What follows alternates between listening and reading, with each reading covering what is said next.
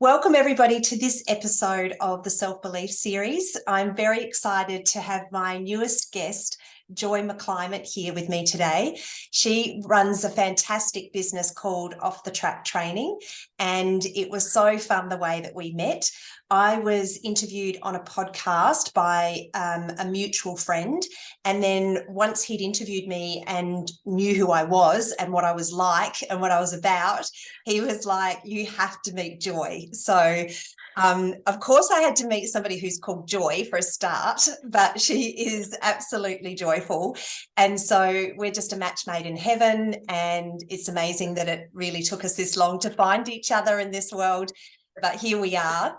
And so she's a bit like me and just jumped at the opportunity when I invited her to come along to the Self-Belief series. So hi, Joy, welcome.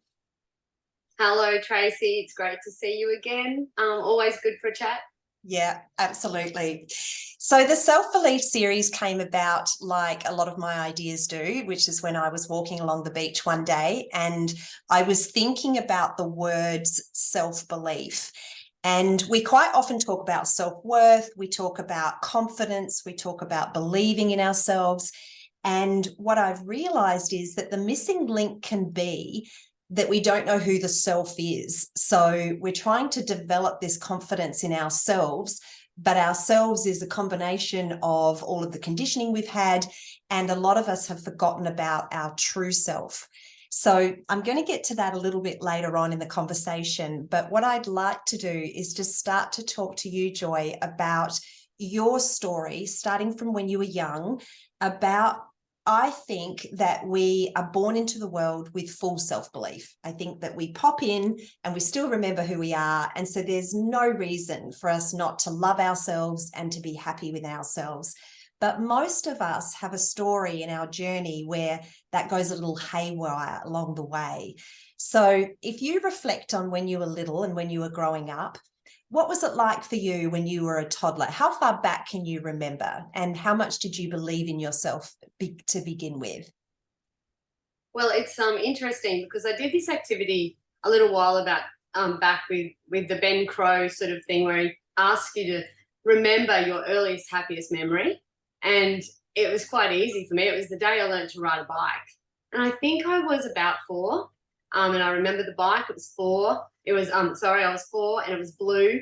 And I remember the road I was riding down was over to my cousin's house, which we lived on a property. So getting to the cousin's house without walking and on a bike was just like my big achievement.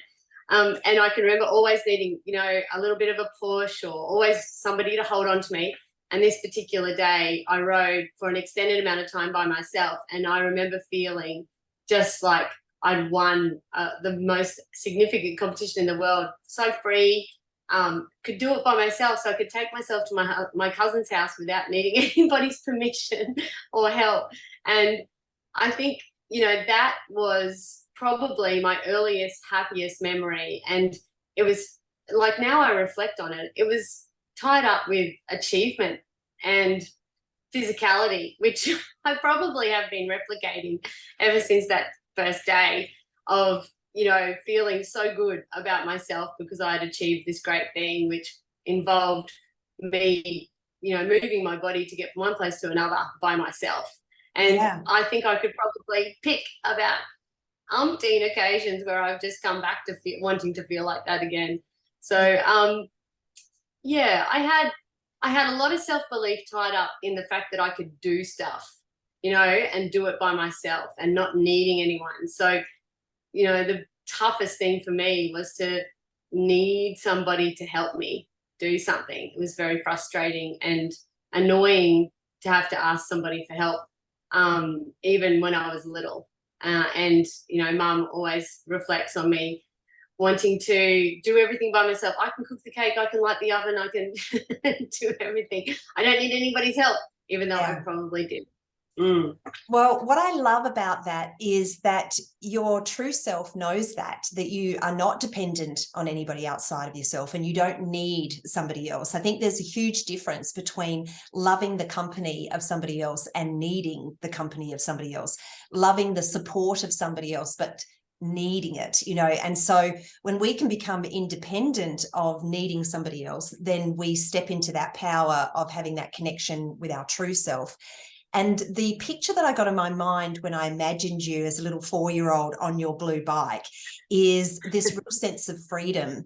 And in that moment, you had a connection to your true self, because that is freedom, that independence, that joy, that ability to be able to do what you want, which was to be able to go to your friend's house without, you know, it being slow or someone else having to take you, was something that you chose. It was a desire. So you got something that you wanted, you got that sense of freedom, and you got that natural uninhibited joy from being able to do that.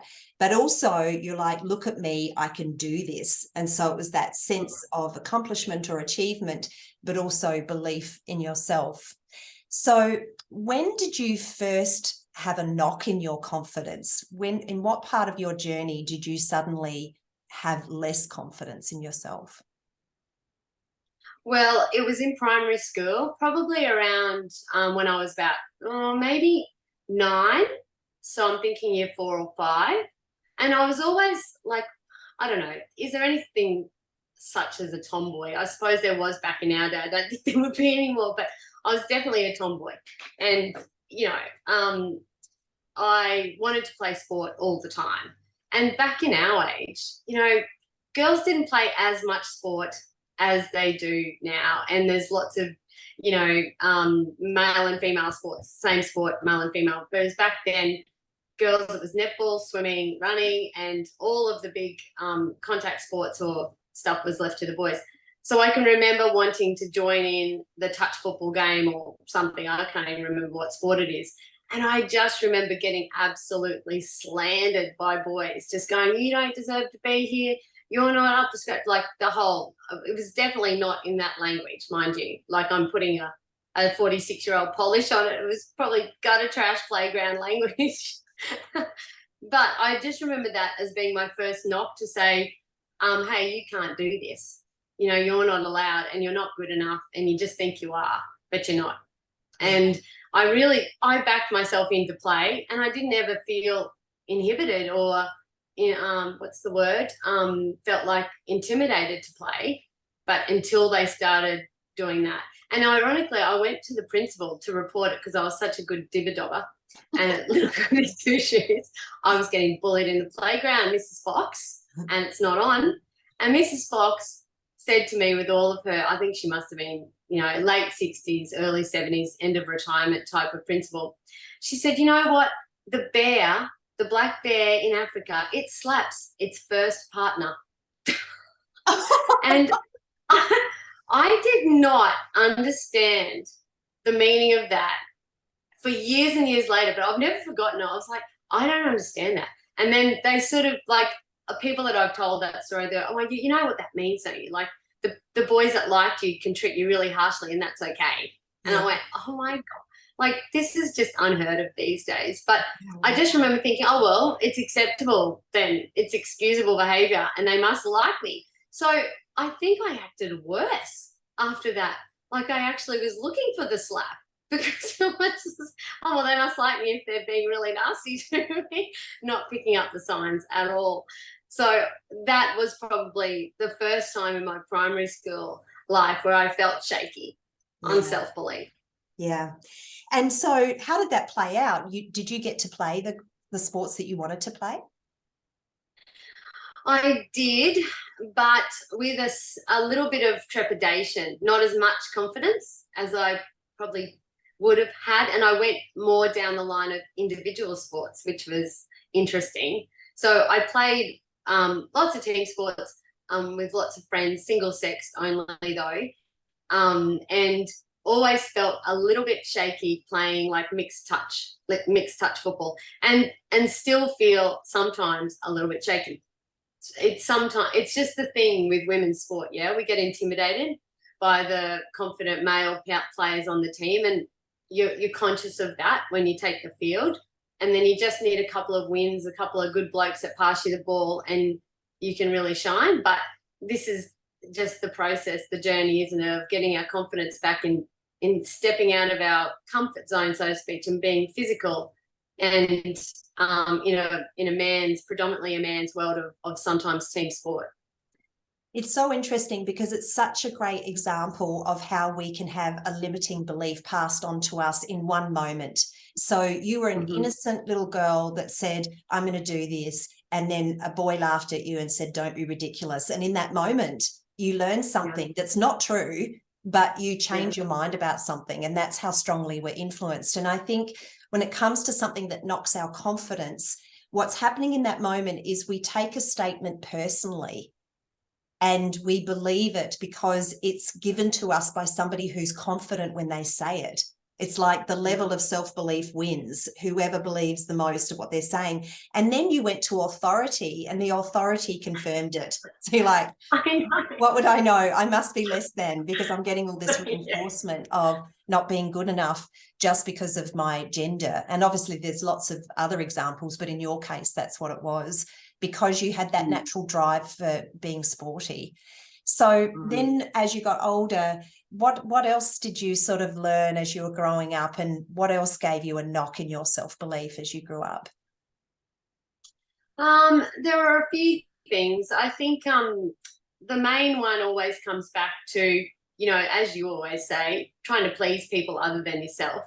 So trying to satisfy the expectations of others that you shouldn't be tied up in, like coaches, fathers, teachers, whatever, or whoever you're putting on a pedestal at that time as being the person worthy of your efforts. Always getting myself tied up in thinking, hang on, like if I do this, if I make it to every single training session, my coach is going to be really proud of me. And, within that, realizing that, hang on, I'm actually going to be really proud of me. And regardless of what my coach thinks, I'm actually going to be really proud of me. And so it is a vicious cycle. And I, even as a coach now, am very wary of the fact that I hold people accountable and say, I'm so proud of you. And then they go, oh, this is fun. Getting coach's approval. I'm like, oh, it's a trap. You've got to do it for you, is my next sentence. But it's a vicious cycle of needing to please somebody, but making sure that you're also pleasing yourself and that what you're doing is floating your own boat. So there were a lot of things that I did that really floated my own boat, and I did off my own back, and nobody needed to give me any encouragement or drive to do it because I was inherently driven to do it. But there were also equally as many things that I did to just please people in my life that had some sort of control over me at that point. Teachers, coaches, that sort of thing. And my father is still very hard to please, but he's hard to please on every level, whether it be a car, a paint job. So, it's not that I'm any different. Like he's just acting the same. Yeah. So yeah, that's probably some examples would definitely be in high school. I was very coachable, and everyone always said, you're so coachable. And there's great things about that, but there's also equally as many unhelpful things as a teenager to be coachable, because you're not thinking logically a lot of the time. You're thinking purely about what would please that other person, and all of your reasoning about what's right and wrong is actually not there, and you can't differentiate because you're so into the cycle of pleasing.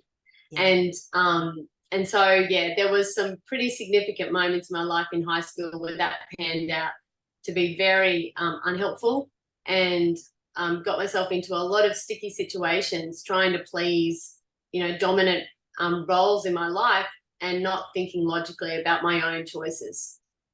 It's interesting for you that it was people that you looked up to and people of authority, which is quite common.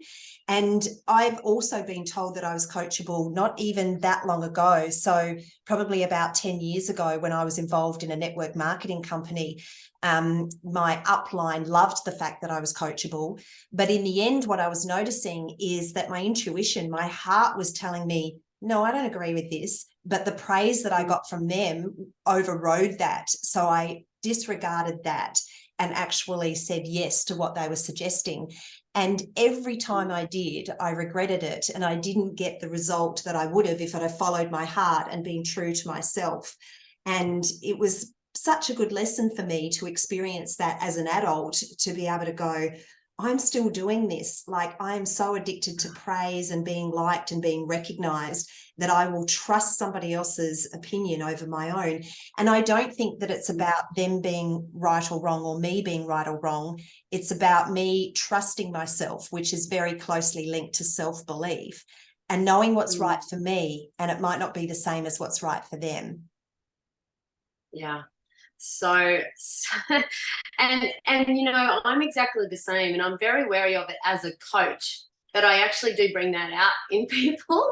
And so I apologize to everybody here who I've ever said is coachable.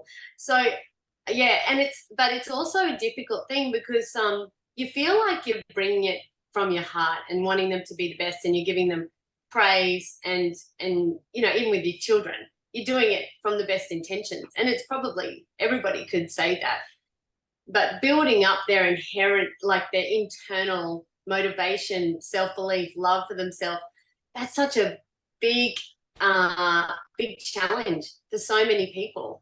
And they often might need a bit of a kickstart, and then you give them some praise, they get a little bit of it, they still don't really build it up themselves. And that was, in my case, it was like withdrawal symptoms. I had like withdrawal symptoms from praise. So after going through all these things in life where you've got these role models that are always patting you, trying to wean yourself off needing the pat is so difficult.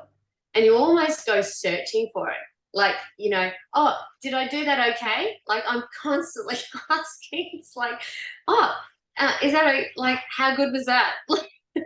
I'll make sure at the end of this call that you don't ask me if you did a good job on this call. And because it makes me itchy when I don't know how I've gone. It's like I'm going through withdrawal symptoms. well, it makes so much sense with the thing that sort of drove you to begin with, because it was either competitive because you were in a team and there was one team playing another, or it was competitive because it was a self sport where you were racing against somebody else. And so then there ends up being this competitiveness, but then it becomes about personal bests. And again, you're always trying to reach a target. And so we're so trained into outcomes.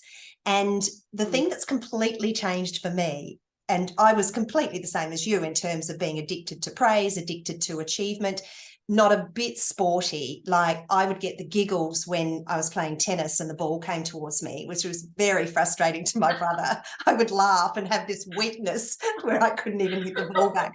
So completely the opposite to you. But I was the nerd at school. So like A pluses were my jam. And so anything less was pathetic. Like 100% was my goal all the time. And so, you know, that was sort of what was really would keep me happy. And so my happiness or my self-belief, because I think they're so the same thing. I think that when we feel good, it's because we feel good about ourselves. So when we don't feel good, somehow we feel like we're not good enough. And so how we feel is really closely connected to how we feel about ourselves. And so now for me, what I know is that I am worthy and deserving and good no matter what. And so it doesn't matter what I do. It doesn't matter if I do it well. It doesn't matter if I do it at all. But I find that because I'm coming from that place, I can do things from a place of joy and not expect any outcome or have any attachment to that. And so as coaches, you're coaching people, you know, in their physical fitness and improving themselves that way. And I'm coaching people in their emotional well-being. I think the key is, both as a coach and as a parent, is to be happy with somebody, for somebody, in front of somebody, no matter what they're doing. So we're not disappointed when they don't reach a particular goal. And that takes some training, because we've been trained to react to certain circumstances. Have you experienced that as well, as a parent and as a coach? All the time. Still do. Yeah. And believe it or not, I just feel like sometimes we are so caught up in goals and outcomes that we miss the most amazing part of the journey, which is, you know, for me, it's the training. Like for the first time in a long time, I actually don't have an event I'm training for. I'm just training because I like it and it makes me feel good. Yeah. And that has actually been the case for a while now. But a couple of years ago, I did set myself a goal, and I'll just recap because I think it's got some relevance to what we're talking about. So many years ago, I used to do Ironman triathlons, which lots of people would be, Marion would be familiar with this, is just long distance, 3.8K swim, 180 ride, 42 run. And I did it at a young age, and I did it because I'll be 100% honest. First of all, I wanted to look like a triathlete. Secondly, I wanted to compete in the Hawaiian Ironman. So that was the order of priorities back then. I was 19 and still a bit focused on body image and what that all looked like. So I thought if I trained for an Ironman, I would look like Ironman triathletes look, which back then I thought they all looked like this, whereas nowadays we know that they look very different and diverse. And so that was many years ago. And what you will learn from having that big scary goal is you really step up, and it challenges you in lots of ways, and it's almost like puts you in a completely different mindset and then a completely euphoric state because you're doing this amazing thing that's well above what you thought you could do. So you have this big flush of self-belief where you think you're actually unstoppable and you're amazing and it's great. And so what happens when you do that is you just want to replicate it. You just want to continue it. And it becomes like this thing that defines you. And in some ways, that's good because it's a healthy outlet. But in other ways, it can be really detrimental. Like anything can be detrimental, even exercise, which we team up to being healthy. It can also be detrimental if you're doing it from a place that causes you stress and anxiety and not long-term health. So basically, that was many years ago when I was 19. So I think about 5 years ago, maybe 6 now, maybe 5. I decided I wanted to replicate the big scary event that I thought was well above what I could achieve. And this was when I was only running 5 kilometers. And at that point, I thought I can't do a 42-kilometer goal, even though I had done Ironman triathlon like 25, 30 years ago. I thought that 42K wasn't long enough. I thought, oh no, I know I can do 42K. I want something that I don't know if I can do, something that's well and truly outside my zone. And so that's when I set the goal for 100K. I was going to run 100K in 12 months. So I went from 5K to 100K. And it taught me a lot along the way. And you learn so much about what you're capable of, and you test all your limits, and you test a lot of self-belief, and you test your physical limits, and all of these things happen on that journey.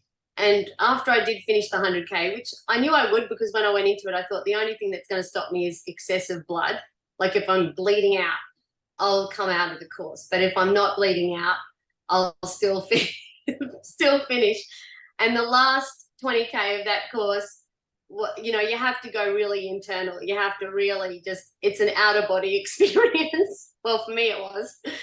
And you're just sort of not really, you're moving, but you don't really, you're not conscious really, I don't think. So to finish that, afterwards, I felt a sense of achievement, but not really in the way that I imagined. Yeah. I was like, yeah, I'm happy with myself, but that was the most ridiculously awful thing I've ever done in my life. Like I'll never, ever do that again. And I have stuck to those guns, even though I have been tempted every now and again. And someone says, oh, do 100K. No, I will never, ever do that again. So it was good, but it was also bad because you think, oh my God, it felt so amazing to finish. So you're tied up in the self-belief boost that you get from after finishing that. But also it makes me have a little bit of a check on, did I actually enjoy it? Like, do I need it to prove anything to myself anymore? And it was a great way to finish I'm going to prove myself by doing more and more physically scary things. I don't have to do that anymore if I don't want to. If I want to, that's fine, but I don't feel like I need to do it in order to prove that I am a worthy fitness trainer or a fit person. I don't need to do big, scary stuff like that I don't enjoy. Does that make sense? Yeah, and it's such a good example of, we talk a lot about enjoying the journey. Like a lot of people are, I'll be happy when. And so running 100 kilometers is a very good example of that, because it's like, I'm going to feel euphoric at the end. And then when you got there, it was like, actually, I'm going to feel dead and just be still alive. And so, you know, even if you enjoyed even parts of it, you know, the majority of it was not enjoyable. And I just think it aligns so much with the problem that I work with so many people, because we attract people who are going through what we've been through. So I was a workaholic. So although I wasn't running long distances, I was working long distances. So I put all of my physical energy to waking up, working, going to sleep, waking up and doing it again. And so it's so similar. I think that when we push ourselves and we do things that are really uncomfortable, it's just attached to your worthiness depends on what you're willing to sacrifice. And it's this idea that happiness can't come until you've worked hard enough and had enough unhappiness to deserve the happiness. And so I just think we're all going around it backwards. And the real belief now for me is that the purpose of life is freedom, which is given, joy, and growth is inevitable. And so when you focus on those three principles, you don't have to prove yourself to anyone. Believing in yourself is given because you have that faith in God or soul or universe supporting you and allowing you to live this wonderful life. And so you just don't have to do all these strange, weird and wonderful things that we've done over the years to prove that we're worthy, that we just are. Yeah. It's and if you choose to do it from the point of being free, so I would freely choose to do, you know, lots of different types of exercise. Yes. But I feel like the weight of feeling like I need to prove it or achieve it or whatever has been lifted. And it's amazing what you do. I probably think now I do more than I ever did, from obligation of thinking I needed to do it for something else. Now I don't have any obligation apart from the fact that I love it and it's what I choose to do. And once you've, like you always say, and you have absolutely taught me this, once you free up your mind and just take away the expectations and obligations on having to do something, you actually innately choose to do it. It's like food is the same. Once you take away all of the restrictions, it's amazing what you choose to eat just because you know it's good for you. And, you know, I think that with exercise and diet, everything just becomes so narrow. Like, cut out food groups and cut out this and cut out that. And all of a sudden you're left with a piece of bread and an avocado to eat for life. And it's like, I just don't know where to, you know. And same with fitness. We get really narrow with thinking it's just got to be this. It can only be this. It can be this. It can be everything. And, you know, lots of people say, you know, do you think, what's your favorite type of exercise? I can't choose because there's lots of ways to move your body. You know, you're a hardcore yogi. Oh, I shouldn't say hardcore yogi because that really doesn't fit. I know what you mean. I do love yoga. A free-loving yogi. Yeah. Okay, that probably is a better fit. But and it all has value. Yeah. It's all valuable, especially if you love it. So I know my husband, you know, he likes putting you know, expectations on himself so that he rises to it. He likes to test what he can and can't do. I get that. I think we all sort of need that, just to test ourselves, see if I can, you know, do this, or, you know, that actually is so much fun for me to do. Is just, oh, I wonder if I can still do a cartwheel. I wonder if I can do a handstand or something, just testing myself like that. And I suppose it does give me an element of self-belief, but more so just makes me feel a bit more young. Like, it just makes me feel not so 46. So it's all coming from joy. And so what about your clients, like the people that come and work with you for personal training and doing your online exercise programs, what do you notice with their self-confidence? I know everybody's different, but is there a certain sort of pattern that you see if people haven't been exercising for a while? Do you see their self-confidence grow from the beginning to when they start to work with you and start to increase their activity?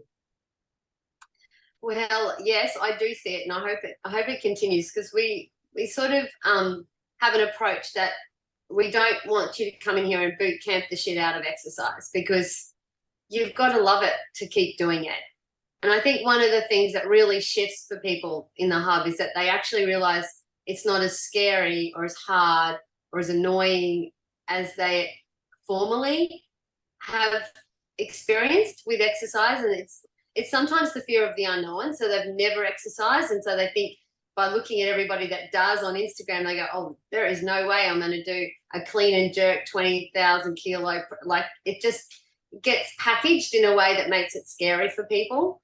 But I think once they start and they know that the small things matter, something's always better than nothing, do what you enjoy, small things over time builds consistency, and you learn to love it, and you learn to change it up and modify it to suit you. And it's so our stuff isn't prescriptive. It's just like what you say, people have to go on their own journey. It's sort of prescriptive enough to take the thinking out, but allowable for them to fit in with their own life and fit in with how they feel on the day. Because, you know, if we said, right, today is like a 200-meter sprint session, and they had been up all night and with a toddler and are feeling quite stressed, it would be the most detrimental session for them at that point. So I suppose for us, it's trying to teach them to listen to themselves, to be a bit more forgiving, to fit in fitness with life and modify it to suit them. And once they start doing that, then they can see that it's probably not as scary, and they start feeling good.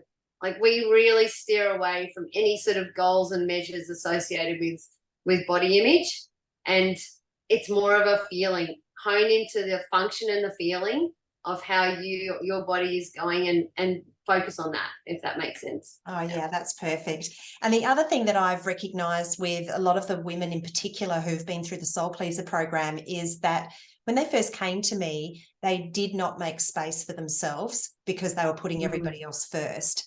And so I even remember years ago when I read Conversations with God, I felt really called to, not being controversial, but I just felt called to not eat any animal products because it was written about in there.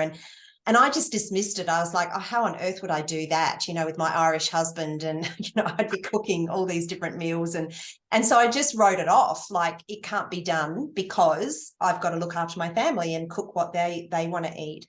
And, you know, Carla is an example, who's also been on the Self-Belief series. She'd put on like 20 kilos and wasn't exercising and wasn't, you know, putting herself and her priorities first because she had a child with extra needs and had to go to the hospital a long distance, all these reasons why she couldn't look after herself.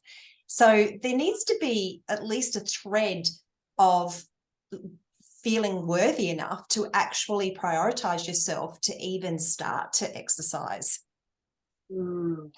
Absolutely. I find it so intriguing, and I wish I knew the answer, and I'd love to be funded by a government body one day to do a PhD into this. I think it'd be so interesting.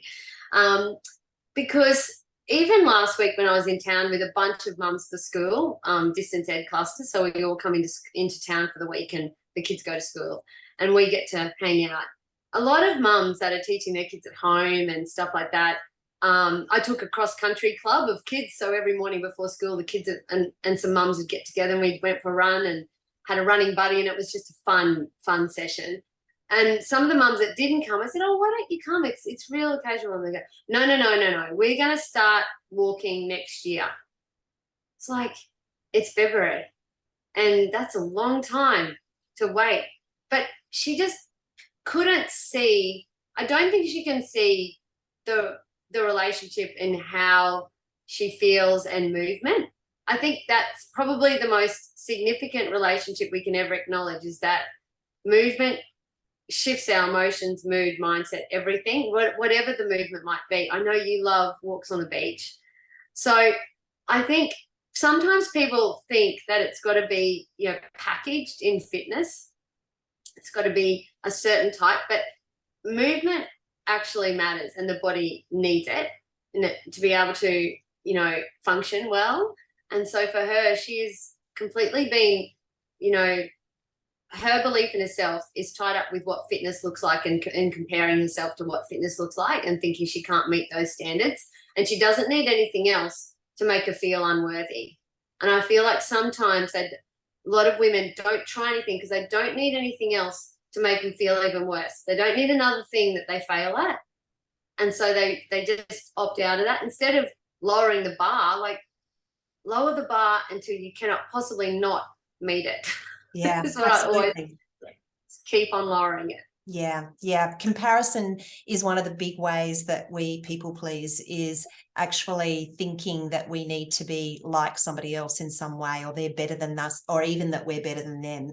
And when you can let go of that and realize that we're all individual and all unique, and everything about us is wonderful if you can see it through your soul's eyes rather than that critical, conditioned mind. So I remember your story. I've got one little quick story. I'm so sorry, Tracy. We always fight for airtime, but I've got to tell you this story. You'll really like it. We're both big talkers. My turn. Yeah. I went and did a fitness presentation at a show thing once, and I'll never forget. I should forget this, but I'll never forget it, unfortunately. This lady came up to me and she said, "You know what I love most about you, Joy, is that you don't look like a fitness trainer." Like, I was just about to go on the stage and present about fitness, and I was like, "Oh, ripper, timing, impeccable." I love it that you love that about me. I get it. Just the timing was not good. So that is a good segue into your story of post-kids, because I think this can be really relevant as well. So there was a way that life looked for you, and you looked in terms of not just physically, but felt with your exercise. And then you ended up out on a farm with kids, and the way that you'd moved your body had to change. And so did you have a wobble in your self-belief around what you were capable of and what you could do physically as a result of that? I can't believe you used the word wobble. That is very, that's so fitting, because I can remember my first run after having my first child. There was 10 million flies. You would not have coped, Trace. No, I wouldn't. I'm just about crying thinking about it. Yeah. They were up my nose, in my mouth, in my ears. And I remember having 3 bras on because I was breastfeeding. So everything was just really big. And then and wobbly. Just, really wobbly. And my butt, when you're breastfeeding, you sort of lose, things sometimes get big and small in some places. I had no ass. So my shorts were actually I was hungry bum, and it was just the worst look. And that's what I imagined when I was running down the road. I was thinking, oh my God, what a piece of work. I'm so glad that I live isolated, because this would not be a welcoming sight. I can vividly remember running along the path at uni in Armidale and someone calling out the window, "Hey, vacuum us," because I had really short shorts and my physique did not do them any justice. So I'm saying to myself, I'm such a vacuum ass at the moment. So there's all these negative thoughts that are going through my mind about this first run. Oh my God, how far you have fallen. This is serious stuff. And I had grown up with sport. I loved sport. It was my life. I loved being fit. I knew what to do. And that is actually the run that I thought in my head, okay, all these things. I love sport. I know all about what to do. I know how to get fit. And I'm struggling. I am struggling. So imagine what it is like for people who have never done any exercise in their life. I'd lived in the bush before. I was okay with flies. But imagine if you never had experience with that and hated it. And we didn't have air. It was hot. It was 45 degrees or something. And, all these challenges. Imagine if I didn't have any of this. How it would just be impossible. No wonder people don't do it. Like they just throw their hands in the air and go, I'm not having a bar of that. And that's when I actually started off the track training, because of all those reasons. But most importantly, I did not have any belief in myself and I needed support. And so I really did find a friend. I find lots of friends and said, let's train together. let's be hopeless together. I need a crowd, because I ain't getting the crowd from the flies out here. They're totally useless. And I just needed somebody to say, I've had a really shitty day, but I'm going to go for a walk anyway. And it's hard to prioritize yourself when the fences, waters, babies, food, kitchen cleaning, office work, all that stuff seems to be pitched in a way that's more important. Now, that's pitched by you and sometimes the people around you, but in my mind, I thought I had to be spending all my time doing that, even though I didn't want to. And I still now prioritize running over anything to do with cleaning and cooking, even though that comes a close second. But I don't have any trouble putting down the broom and going for a workout. Whereas there's actually lots of women who do. They can't leave the house unless everything's sorted. And, whereas I can quite happily look at the 1,000 mosquitoes and the dead goanna, this dead lizard that the cat killed last night and something on the floor, and just keep on going. Whereas, a lot of women can't do that. It's a tough gig. And I think in that case, you have found the joy and the absolute benefits of going and having that run that perhaps somebody else hasn't. And I think that that's where the shift occurs. This call is off the back of coach training. So I've been training the coaches in Farm Owners Academy. And I said to them, no matter how much you love what you do, as in coaching, you still have to prioritize yourself. Like you can't work all day just because you love your work. We can get carried away sometimes and think, well, I love this, so I can just do hours and hours of it. But our bodies are made to have this balance where we focus in different areas, and movement and relaxation and mindfulness is so important and so powerful. And I just think if anybody watches this and you don't have an exercise routine or a movement, I'd much rather say movement, because exercise brings up all these connotations like it's going to be really hard and you won't enjoy it.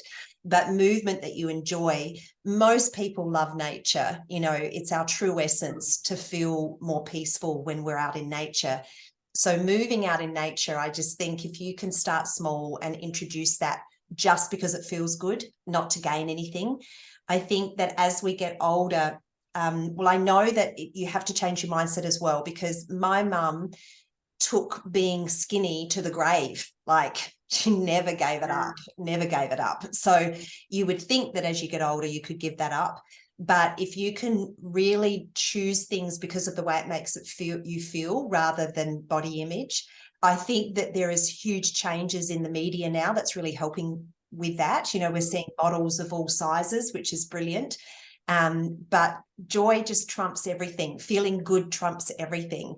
And like I said right at the beginning, is feeling good is very connected to self-love. Now, a lot of people ask me, how can I love myself? Because they're like, I get it.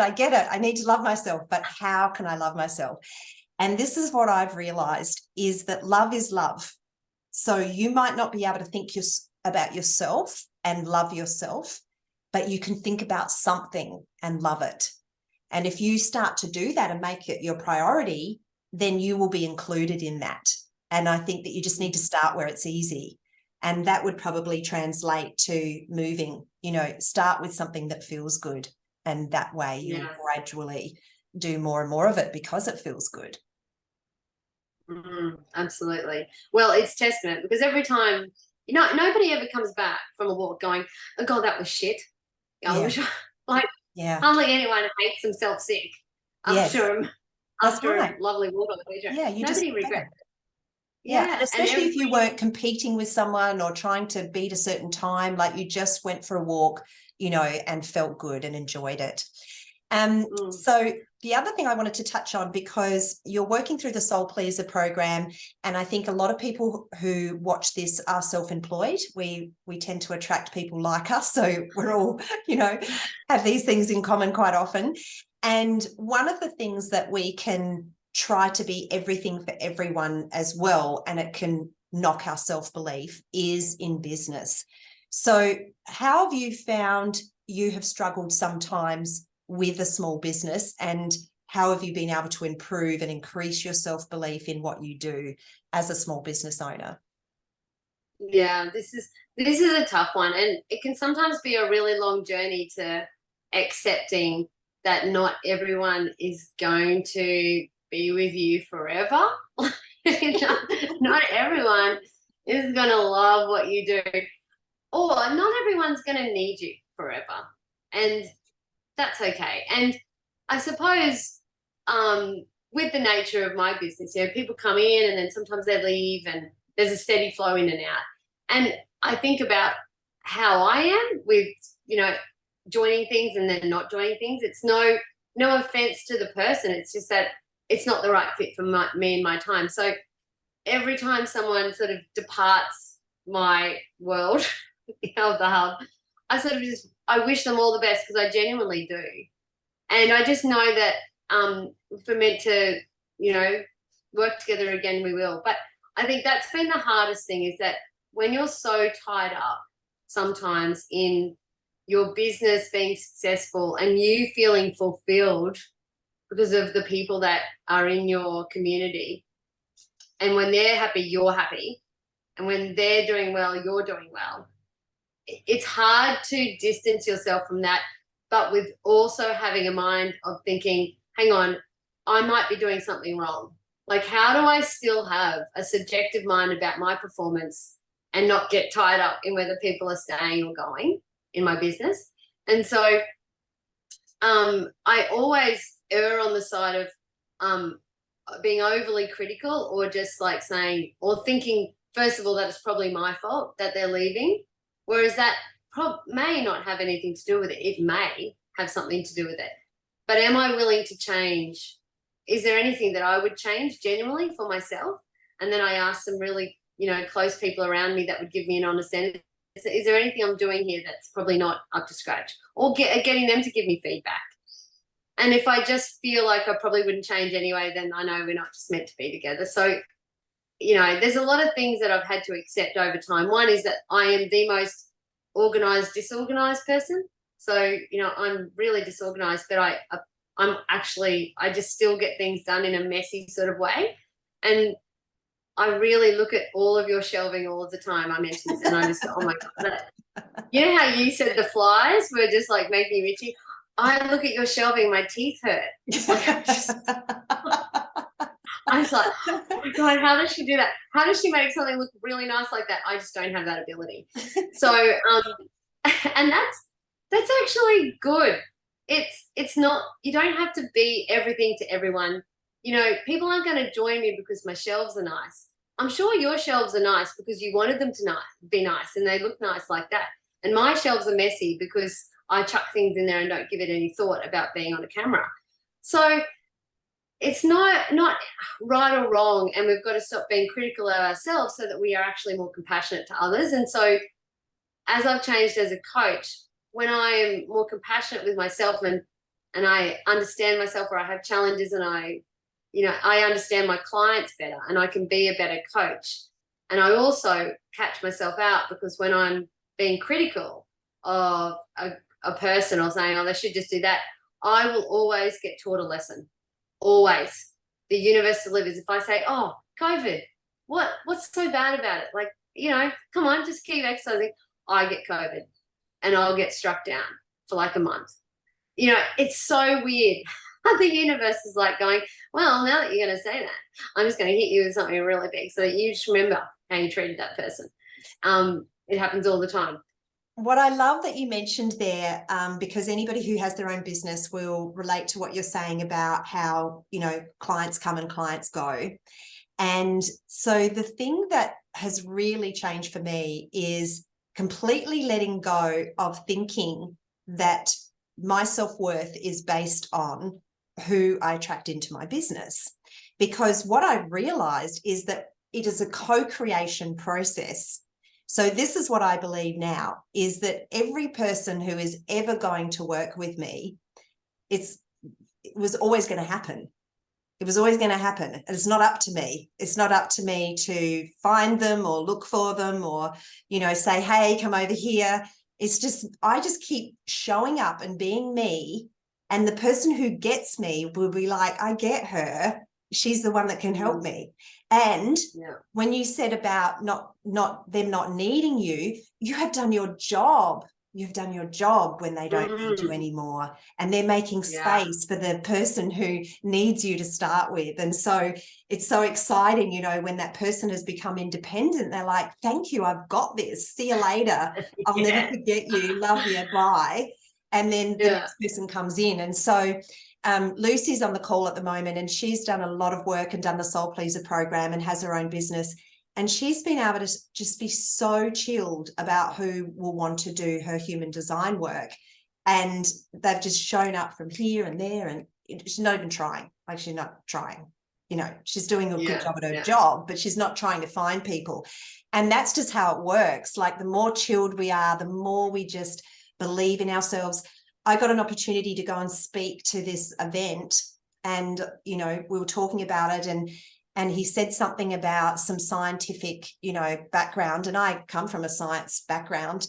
And I said, I'm not your person. I don't want to talk about science. And I'd rather say no to a gig than talk about something I don't want to talk about. Like, so, you know, you get to this place where you have so much self-belief. This is who I am. This is who I've become. I continue to become and become and become.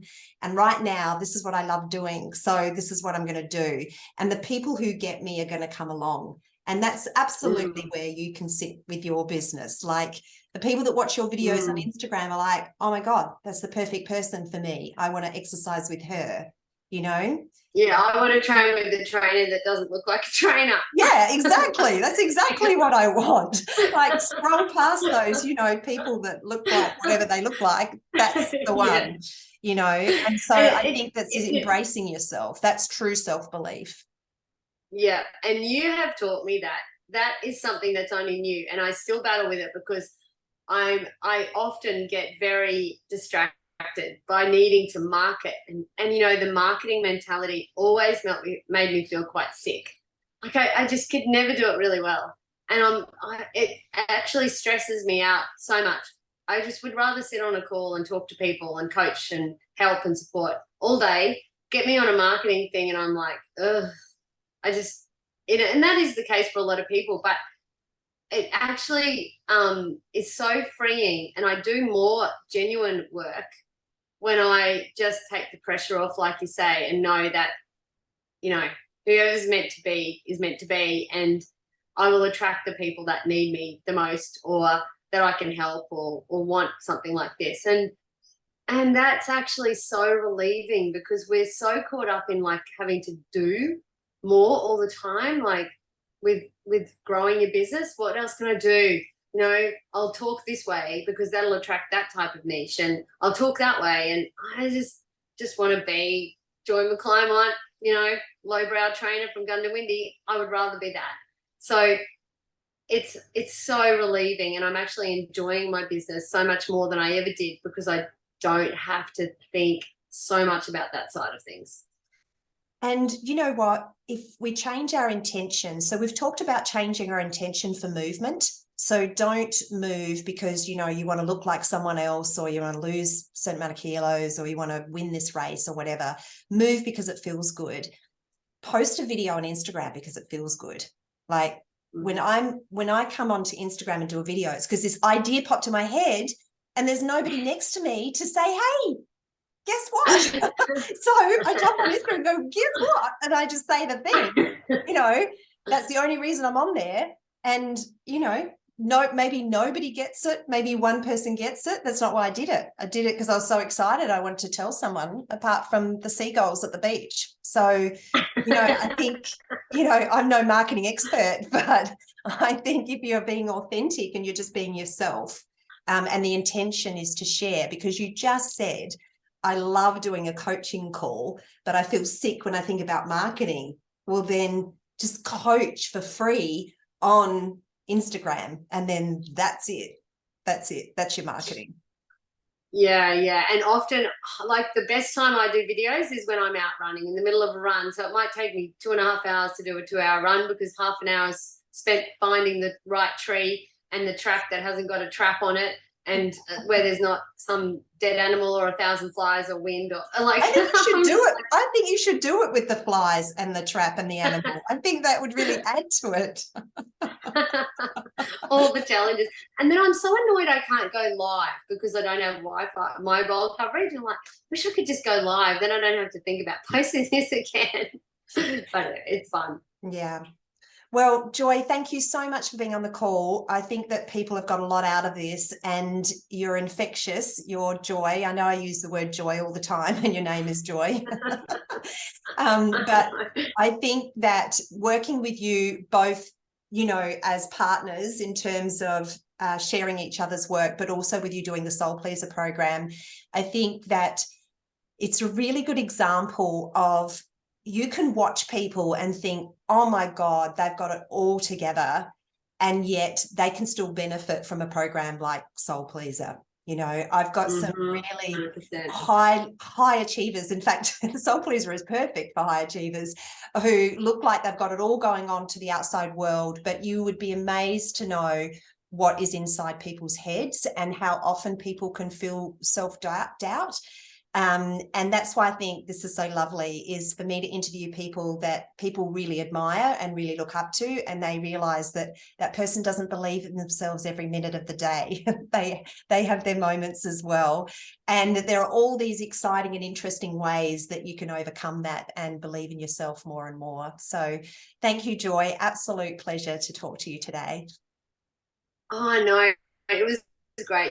Tracy, thank you for having me on, and I look forward to hearing all of the other self-belief chats that you do. They're amazing, and all of your work is super beneficial. Thank you so much, Joy.